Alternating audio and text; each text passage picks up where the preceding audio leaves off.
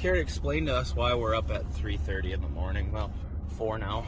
So we're up at 3:30 in the morning because I have the bright idea of let's fly to North Carolina last minute, buy a car we've never seen with a person we've never even met because I want to bet. So Yeah. we're up at 3 o'clock in the morning. We're gonna go jump on a plane, drive hours in a snowstorm. So this should be great. This should work out just perfect. This is terrible. So The top 5.